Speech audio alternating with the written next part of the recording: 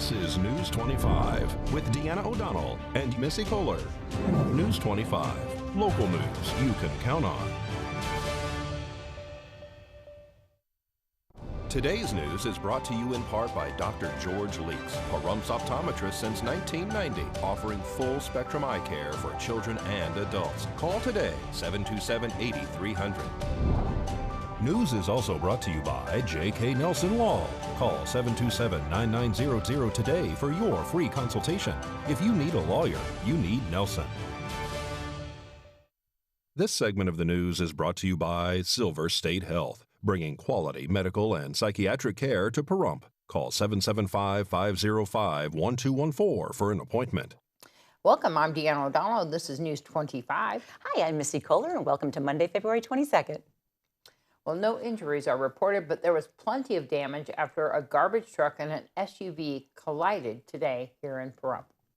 The crash happened just after noon at the intersection of Highway 160 and 372 in Pahrump. That's where a sport utility vehicle collided with a Pahrump Valley Disposal garbage truck. Both vehicles sustained major damage, and the impact caused hydraulic fluid from the truck and coolant from the SUV to leak onto the roadway. Nevada Highway Patrol, the Nye County Sheriff's Office, and Pahrump Valley Fire and Rescue responded to the scene. Traffic was diverted for a short time while crews tended to those involved and cleaned up debris. Occupants of both vehicles declined medical transport. Nevada Highway Patrol is investigating the crash. Right now it appears the SUV, which was traveling south on 160, failed to stop for a red light, striking the garbage truck, which was traveling west on 372. Just last Wednesday, another Pahrump Valley Disposal truck was involved in a crash at Highway 160 and Mesquite Avenue. Attorneys for Ashley Nguyen, who was convicted of killing a bride-to-be and injuring her fiancé in a DUI crash in 2019, appeared in Judge Lane's courtroom today for an evidentiary hearing. Nguyen was found guilty in 2019 for DUI causing death and DUI causing substantial bodily injury charges. After a night of drinking, Nguyen ran a stop sign in the early morning hours of September 24, 2016, and collided with the vehicle at the intersection of Dandelion and Honeysuckle Streets. The crash killed Christine Weir and seriously injured Weir's fiancé, Brian Schwan Weir, who was driving Weir to work. Nguyen was sentenced to 16 to 40 years behind bars, which is the maximum sentence allowed by law. At the time of sentencing, Nguyen's defense reminded the court that she had a 4-year-old son that would spend the majority of his young life without his mother. The Nye County Deputy District Attorney Michael Vitakapal called into question some of Nguyen's actions, like a tattoo she got while awaiting trial that referenced a country song, Whiskey Bent and Hellbound. Additionally, he noted that Nguyen continued to drink while out on bail. In court today, Nguyen had acquired representation different than she had before. At first, Nguyen was defended by local attorney Tom Gibson, but then changed to Vegas counselor Adam Vanderhaven for the trial. Her new lawyer is Caitlin McCamus, who has been retained from the Las Vegas law offices of Christina Waldeveld. The court appearance today was a post-conviction matter. Nguyen is calling into question her representation by Gibson and Vanderhaven, challenging the validity of the conviction due to ineffective counsel by both. Nguyen was in court, but only telephonically. Her attorneys expected that she would also appear on television so that she would be able to participate in the proceedings as a witness. Once realized that was not arranged for today's matter, the state as well as the defense asked for a continuance on the matter. Judge Lane granted the continuance, and everyone will appear in court once again on March 8th at 11 a.m. Well, the Pahrump community had an opportunity this weekend to say goodbye to a well-known public servant who died last month from complications due to COVID-19. Gerald Bear Smith passed away January 18th at Spring Valley Hospital in Las Vegas. He was 60 years old. Smith was well known to many in the community, having worked as a bailiff at the county courthouse for more than 15 years. Saturday, the Nye County Sheriff's Office, Nevada Highway Patrol, and Pahrump Valley Fire and Rescue escorted Smith from Pahrump Valley Mortuary to a memorial service at Nye Communities Coalition. The walkthrough event was open to the public. The Sheriff's Office Honor Guard presented a flag to Sheriff Sharon Worley, who passed it to Judge Kent Jasperson, who then presented it to Smith's wife Mariana and daughter Savannah. Smith started working at Saddle West in 1993 as a security officer, the same year he married Mariana. He began working as a bailiff in 2005. Smith had a passion for spending time with family and friends, and they say his hobbies were Brazilian Jiu-Jitsu, working out, going shooting, and riding his motorcycle. Family and friends say Smith was known for his goofy, contagious personality and his willingness to always help others in and out of the courthouse. Well, today marked 500,000 people that the United States has lost due to COVID-19. The White House held a moment of silence in honor and remembrance of those souls. At least 94 of those have been here in Nye County since we began keeping track. Another law enforcement officer who passed recently here was Nye County Deputy District Attorney Don Cherez. Cherez died January 21st, just 3 days after Smith. Nevada Medicaid, the state and federally funded health insurance program, has hit record enrollment. Medicaid and Checkup are now serving more than 810,000 Nevadans, which accounts for 1 out of every 4 Nevadans. The increase is attributed to the pandemic and subsequent economic downturn. The previous record enrollment high prior to April was 690,596, set in August of 2018. Enrollment is expected to continue to climb with a new open enrollment period from February 15th through May 15th through Nevada HealthLink, which opened up in response to President Biden's executive order. To find out more, you can go to accessnevada.dwss.nv.gov. And we'll have more News 25 just after the break. You're watching News 25, the most recognized and farthest reaching local news in Nye County. News 25, local news you can count on. This segment of the news is brought to you by Pahrump Veterans of Foreign Wars Post 10,054, open to our veterans and our community. Stop by or give them a call. Welcome back to News 25. Well, some lawmakers want to give Americans more time to file their taxes, and Bitcoin reaches another high. Topping our news, lawmakers are calling for a tax deadline delay. The IRS has no plans to change the traditional April 15th filing date, but Democrats, 8 of them in the House, believe it would eliminate unnecessary taxpayer anxiety. The IRS started accepting tax returns from Americans February 12th, slightly later than normal. The tax deadline was pushed back to July 15th last year as the pandemic was taking a toll on people's finances as well as processing returns. Tax preparers say demand is high this year, with people asking for help to file their taxes. Bitcoin reached another high and now has a market value of more than $1 trillion for the first time ever. The rally that started at the end of 2020 is set to be sparked by extraordinary demand coming from institutions and billionaires. To find out where you can see us every day, go to businessfirstam.com. The Nevada Department of Motor Vehicles and Transportation are warning drivers of a texting scheme circulating in Nevada. These illegitimate messages ask recipients to update their driver's license contact information with the Nevada Department of Transportation. Similar fraudulent texts have been reported in other states as well. Anyone who receives this or a similar message should not provide any personal data and should delete it right away. The Nevada Department of Motor Vehicles issues driver's licenses and identifications cards in Nevada. The Nevada Department of Transportation, NDOT, is a separate agency which does not issue licenses or ID cards.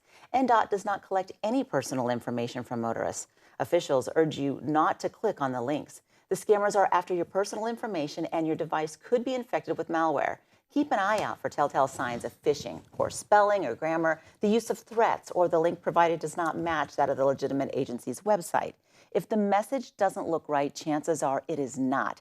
The DMV and NDOT will never ask for personal information through an unsolicited email or text. For more information, go to dmvnv.com. Well, a Pahrump woman was arrested twice within 3 days for 2 different alleged crimes. On February 12th at 8:20 p.m., deputies were dispatched to assist patrol units with a traffic stop at Basin Avenue and Dove Street.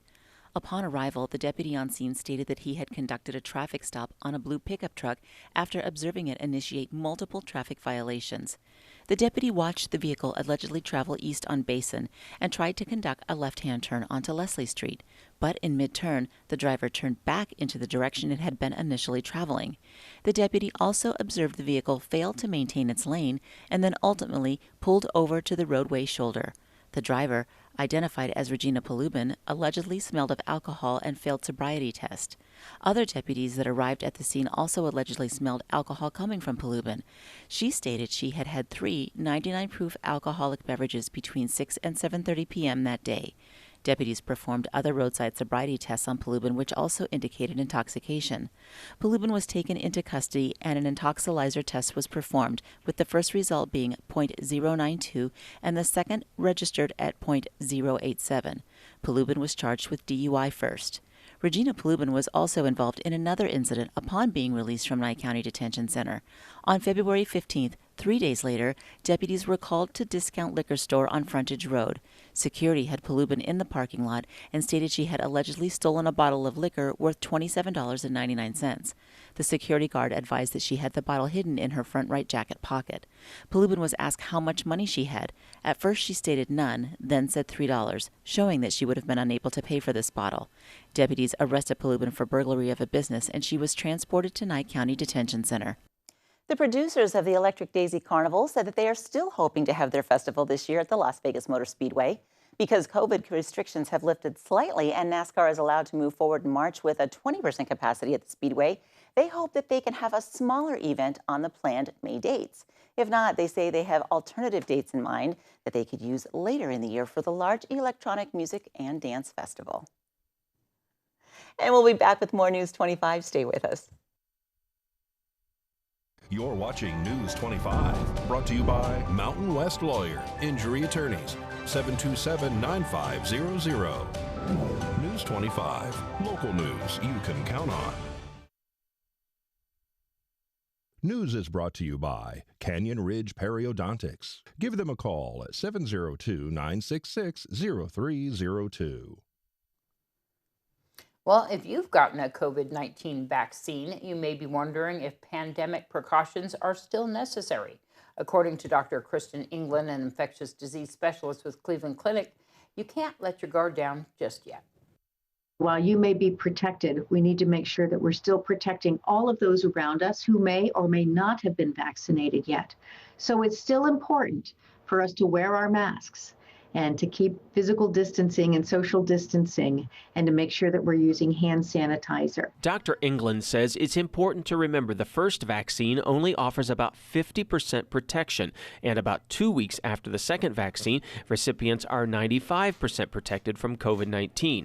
But we still need to protect those waiting or unable to get the vaccine. Doctors are still trying to determine if someone who's been vaccinated can still carry and pass the virus to somebody who's unvaccinated. So precautions are still necessary. Virus variants are another reason to continue COVID safety measures, just in case a variant emerges that isn't covered by the vaccine. So far, a small number of people in the U.S. have been fully vaccinated, but it's not enough to reach herd immunity and toss our masks aside. Only once we get to probably about 70 to 80% of Americans being vaccinated are we really going to be able to let down our guard and be able to take off our masks and start to live a little bit more of a normal life. If you're spending time with people who are fully vaccinated against COVID-19, Dr. England says safety rules still apply. She says it's important your circle still adheres to masking, social distancing, and hand hygiene guidelines to protect people outside of your bubble. It is time to meet another loving pet available at one of our local shelters. For today's Save a Pet, Darby O'Donnell is joining us from the Cat House at Desert Haven Animal Society, where she's going to introduce us to Annie. Today's Save a Pet is proudly sponsored by Jason Ernest with Mountain West Lawyers. Call 775-727-9500. Hi, I'm Darby here at Desert Haven Animal Society, and today we are joined with Annie. Annie is a 4-year-old female calico. She has beautiful coloring. It's almost like a tortoiseshell, where it's not quite like a normal calico where they have the lines of the smaller kind of like orange and beige and blacks.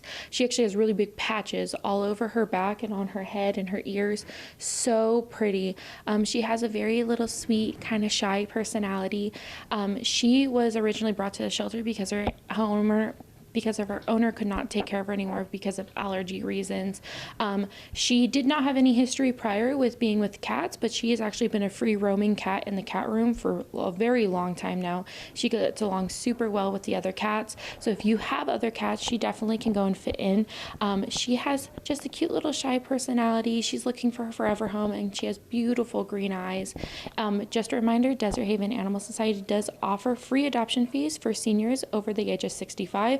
and military. So if you're a retired or active military or a senior, you get free adoption fees. So if you want to come and see Annie or any of her friends here in the cat room, please give them a call ahead of time to make an appointment. 775-751-7020, or you can look them up on their Facebook page at Desert Haven Animal Society. Just so you know, if you do adopt a cat from an animal shelter or a rescue, experts say that it can take up from 3 days to up to 2 weeks for a cat to get adjusted into the home.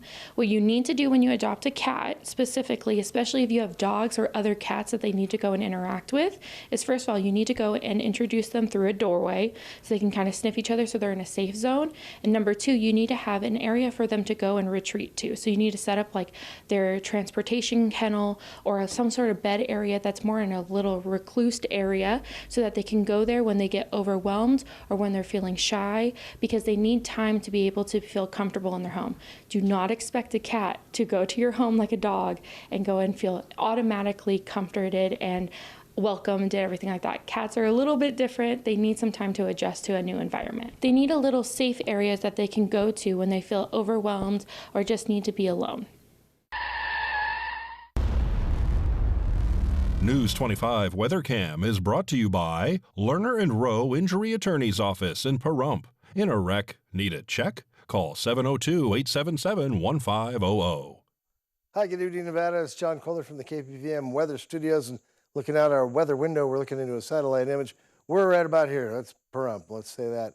And then off to the west, you can see this big weather storm coming in, a lot of wind. And then over here on the Rockies, a lot of northerly wind coming down. It's all going to be colliding here in Pahrump probably tomorrow, and with spectacular results that we'll tell you all about, and the rest of the weather that's coming up this week when we return. News 25 weather is brought to you by Dairy Council of Nevada. The splash of cream in your coffee, the dollop of sour cream on your burrito, the melted toasty cheese on your pizza. Undeniably delicious, undeniably dairy. Enjoy what's real.